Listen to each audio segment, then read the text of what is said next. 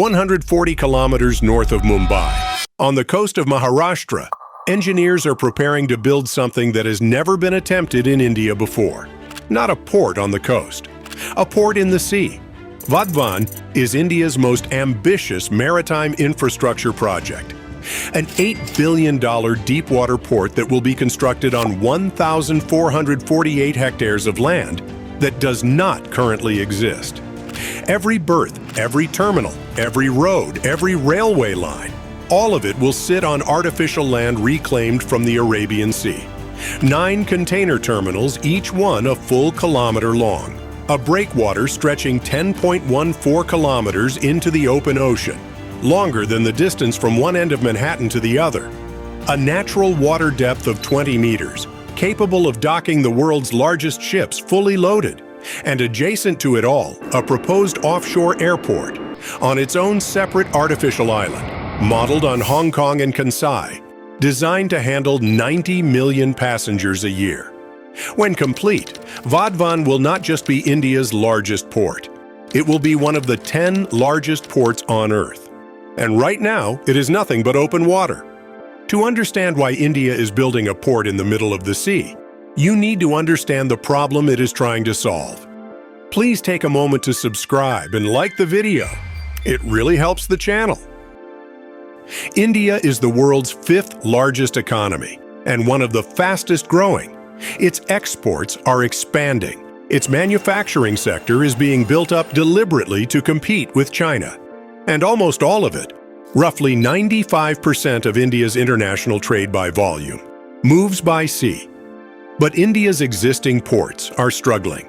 Jawaharlal Nehru Port sits just south of Mumbai and handles more containers than any other port in the country. But JNPA has a critical limitation. Its maximum draft depth is just 15 meters. The world's largest container ships, ultra-large container vessels carrying 20,000 or more containers per voyage, draw up to 16 meters fully loaded. They simply cannot dock at JNPA at full capacity. This means India is losing business it should be winning. Ships carrying Indian cargo are routed through Colombo in Sri Lanka, Singapore, and Dubai, where they are transshipped onto smaller vessels that can fit into Indian ports.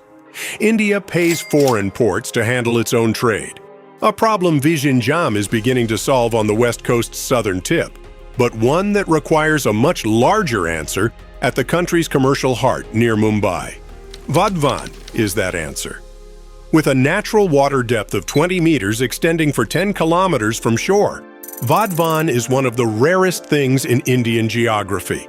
A location where the largest ships on Earth can dock without dredging, without artificial deepening, without any modification to the seabed at all. The depth is simply there, where the continental shelf drops away close to the Maharashtra coast. The engineering challenge is not the depth. It is building everything else around it. The fundamental problem at Vadhvan is that the deep water exists offshore, not adjacent to usable land. The solution is to create the land. The port will be constructed on 1,448 hectares of reclaimed sea area, requiring approximately 200 million cubic meters of reclamation material. To put that in context, the Suez Canal expansion required 75 million cubic meters. Vadhvan requires nearly 3 times that volume, not to dig a channel, but to build an island. The construction sequence is carefully staged. Zone 1 begins with nearshore reclamation, creating approximately 200 hectares of land close to the existing coastline, which will serve as a staging ground for offshore works. Zone 2 is the offshore breakwater. Only after the breakwater is complete can the offshore reclamation begin. The breakwater is the project's most critical single structure. At 10.14 kilometers long, it must withstand the full force of the Arabian Sea. The region faces intense monsoons between June and September, with waves, winds, and currents capable of putting extraordinary pressure on coastal structures. Without a completed breakwater, no offshore reclamation can proceed. The sea would simply reclaim whatever engineers tried to build. India's largest ever marine civil infrastructure contract, worth 5,301 crore rupees, was awarded to Afcons Infrastructure in June 2026 for the breakwater construction alone. That single structure before a single container terminal is built, before a single berth is operational, before a single ship docks, costs more than many countries' entire annual port development budgets. Offshore construction cannot begin until the breakwater is complete. All other timelines depend on it. Once the reclaimed land exists and the breakwater protects it, Vadhvan's terminal construction can begin. The port will have 9 container terminals, each 1,000 meters long, 4 multi-purpose berths, 4 liquid cargo berths, a ro-ro berth, and a Coast Guard berth. Combined capacity, 298 million metric tons per year, including 23.2 million TEUs of container handling annually. When fully operational, Vadhvan will be in the same league as the ports that dominate global shipping. The port will connect to the dedicated rail freight corridor 12 kilometers away and to the Delhi-Mumbai Expressway 22 kilometers away, giving it direct access to the industrial heartland of Western and Central India.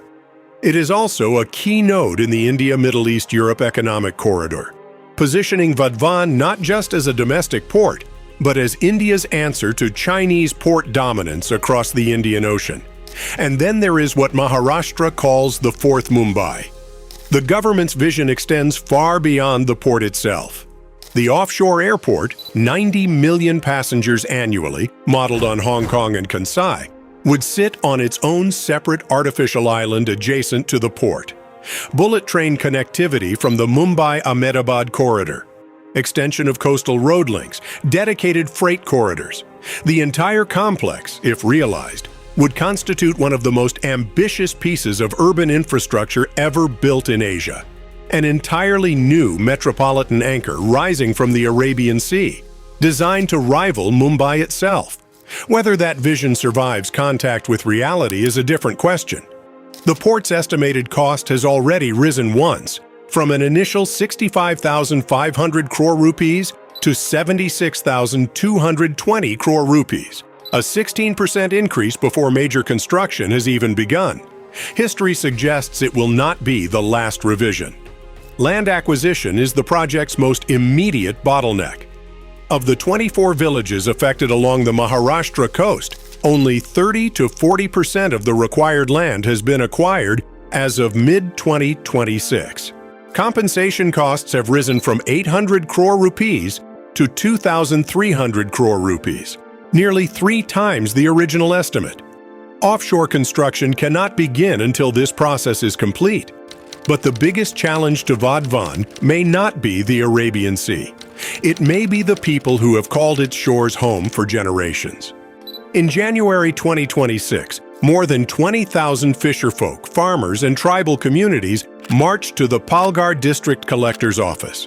Their message was simple: stop the port. The region is known as a golden fishing belt.